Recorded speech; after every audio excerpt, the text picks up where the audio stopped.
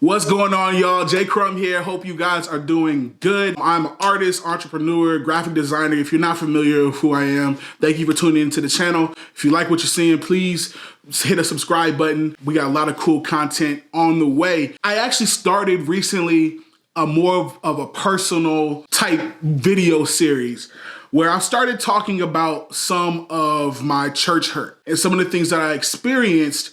And as I started kind of going back and processing trauma and talking to some professionals and everything like that, what I began to figure out and realize is that, dog, I was, for most of my, Christian walk, was part of cults. In the definition of the word, when you look at, the steps of what makes something a cult, that's what I was a part of. If you guys you can go back and watch my other video on this. What I realized what I went through was pretty heavy, and I didn't realize that it was affecting me in so many different ways. One of those situations isn't something that I'm going to talk about today. I still got some people that I really, really love a part of that, and I don't want to put them in a bad situation where they have to kind of answer for some of the things that I say. So we're going to have major themes in each one of these videos. And so the theme of this video that I really, really want to talk about is the racism I experienced when I was going through my discipleship program. It's a lot like Master's Commission. If you're more familiar with Master's Commission, our motto is pretty much based around that same model. And if you talk to people who came out at Master's Commission, if you ever meet anyone, or if you yourself were in Master's Commission, you may understand what I'm talking about. Maybe your experience was similar, or maybe you saw some different things, but I want to talk today specifically about the racism that I experienced while being a part of this program. Let me set the scene for you a little bit. It's around 2008 when I decided to join this program. I am coming out of my former church. I had a lot of questions and a lot of things that I felt like wasn't getting answered. I wanted to get away from it. I wanted to get out of there. My family is very much involved in that church, right? And because of that belief system there, I don't want to talk too much about it, but because of that belief system there, basically anything that didn't believe exactly like they did weren't actually saved and weren't actually giving the truth, right? When I decided to leave, it was like I was leaving the faith. It grieved my family to join this program. So setting that scene, 2008 is grieving my family that I'm leaving. They're really not happy with me not being a part of my former church and joining this thing, moving out, all that. Like they're not thrilled. You know what I mean? Because at this point they think I've kind of lost my way. Going there, it almost felt like to me that I had lost my family. I had lost at least a huge connection point that I had with my family. With all that being said, I'm joining this new program. I came out of a situation that was predominantly black. I enter into a new situation that's predominantly white. I think it's me and one other person are the only black people there. I start to notice weird things going on, right? So when I walk into the room, people change the way they talk. They're like, yo, what's up, homie? They cross their arms like this. So I remember specifically me and my friend, we're the only black people there. We're sitting down at the table eating lunch, and this random girl comes up to us, a white girl, and says, hey, Josh and Roger, y'all are black? Is this a gang sign? And she starts throwing up some stuff.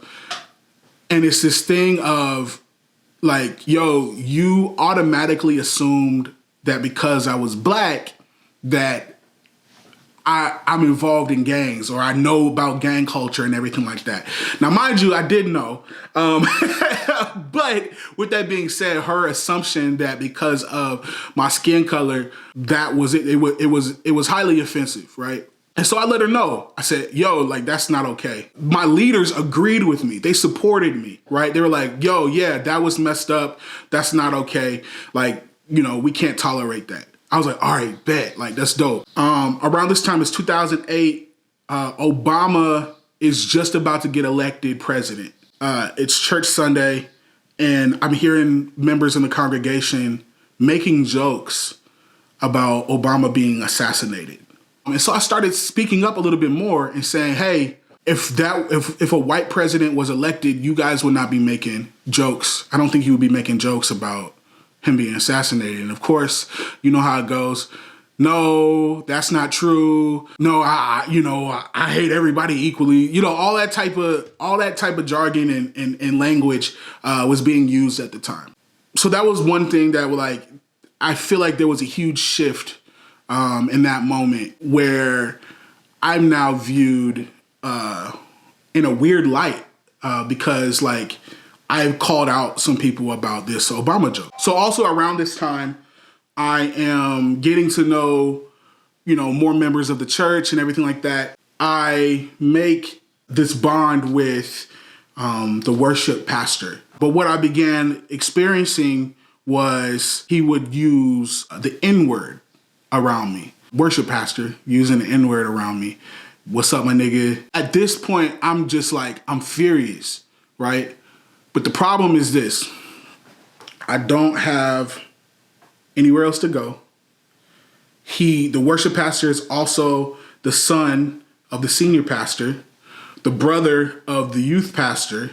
There's this whole situation going on to where I don't know what to do. But I remember, here's how I knew that nothing was going to happen. He called me this in the staff's office, and I looked around, people heard it. Nobody said anything. Nobody did anything. He's protected, right? And I know if it's him or me, I'm out of here and I'm homeless. I regret ever accepting that. I regret it. I regret allowing that to happen. And I regret allowing my fear to stop me from speaking out and showing him, however I needed to show him, that that's unacceptable. So from there, we keep going. I find myself being the butt of a lot of jokes. I find myself being the one that's messed with. There were a lot of times where people would be invited over to a leader's house to hang out or whatever, but they would say, hey, don't tell this person or don't invite this person or things like that. And more often than not, me, the black guy, was left out. Now, some would say that's because I was sensitive or because I was emotional or everything like that. Now, mind you, I don't have my family at this time, really. They love me, right? But as far as that connection, I was disappointing them by being where I was. So it was this thing of feeling man, I don't have anywhere to go, anywhere to be. So then we also have this repeated racism and moments where I don't feel safe. So I'm coming off as emotional. I'm coming off as insensitive. I'm coming off as I don't know what's wrong with this guy, but I ain't trying to be around him. All the while I'm upset and I'm frustrated because this worship pastor keeps calling me a nigga and no one cares, right? I don't feel safe. I don't feel this is a place for me, but I also feel stuck. Well, fast forward, there was another student who joins the program. We started going to schools. This was kind of weird. We started going to schools to invite kids to come to youth group. We go to North High School, which is predominantly black schools right in North Omaha. One of the kids makes fun of the appearance of a white guy there. He called him you like a couch potato. So we go back to the dorms after, and he's furious.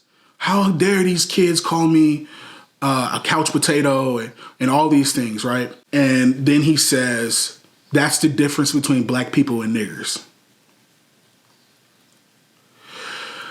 And I almost killed him. The response to that showed me really where they were when it came to this. The kid, he wasn't removed from the program.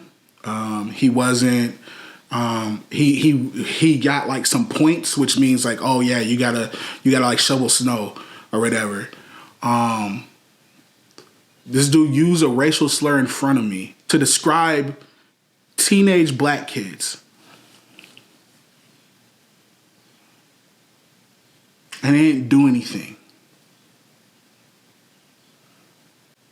We'll fast forward some more. There's a Sunday night, and the Sunday night we would have this prayer service. The senior pastor will have the microphone, and he might get a word from the Lord or whatever. I'm walking from the altar. I was there up there for worship. I'm walking from the altar back to my seat, and the senior pastor says on a live mic, "Josh, you need to stop trying to be so black all the time." As if that's something I can just take off. That's just something I should stop doing. Or as if that's a bad thing. Like viewed as that's wrong. Now, mind you, this is a senior pastor. So who's going to say, "Hey, bro, that's wrong"? Now, I've had the worship pastor call me a nigger. I've had the senior pastor now tell me to stop being so black. What am I supposed to do with that? Right? The only person that I feel like I can lean and trust a little bit now is the youth pastor. Fast forward some more. It's Halloween, and he wants to be Kimbo Slice. He puts on full blackface, full black skin, full black paint, shaves his head, walks on stage, and preaches a message in blackface as Kimbo Slice. So at this point, I don't know what to do, right? At this point, I'm like, damn, I gotta bury this pain, because I don't have anyone or anything or anybody to cry out to, because I don't feel like I can go back home. I think if I would have went home, I would have been accepted for sure, but I would have had to go back to that church, the other place that I feel like I needed to get out of. But yeah, man, it's messed up. It's really, really messed up. That's not even all of it. I say all that to say this. The purpose of me even sharing these experiences and sharing these moments is not to make Christianity look bad, not to make, not to pull anybody away from this or anything like that. We try to hide the ugly side of church culture way too much. And because of that, people enter into situations and they think it's normal, or they think this is part of it. I know when there were certain things I experienced, they would say, "This is just the ugly side of ministry. If you can't deal with this, you're not ready for ministry." That couldn't be further from the truth. And so the other reason is, I know there are people out there who have experiences like me who feel embarrassment. Like I had anger, I had sadness, I had hurt, I had all of that. But one of the biggest emotions that kept me from speaking out was embarrassment. And not wanting to share my story because of the parts that I was accountable for. Like allowing certain things to happen, like tolerating racism, I am accountable for tolerating some of those things. Yes, it was a scary situation. I was young, all those types of things, but it would have been thrown out. But the embarrassment of, man, I allowed that to happen around me, it's there. But I want people to know that it's okay to share your story. I want people to know that they're seen, that they're heard, that your feelings are validated, and that there is healing. That's the other part. Like, it does get better. It didn't get better there. I had to go. I had to leave. And I'll get into how that all happened and how that went down in another video. But I really wanted to cover this angle. There's a lot more racism that went down. But I don't want to keep you guys here all day. But I appreciate you guys watching. If you guys are, loving the channel, please consider subscribing. You can check out my website. Lots of more music on the way. You guys are beautiful. You're amazing. Thank you so much for watching. I'm out.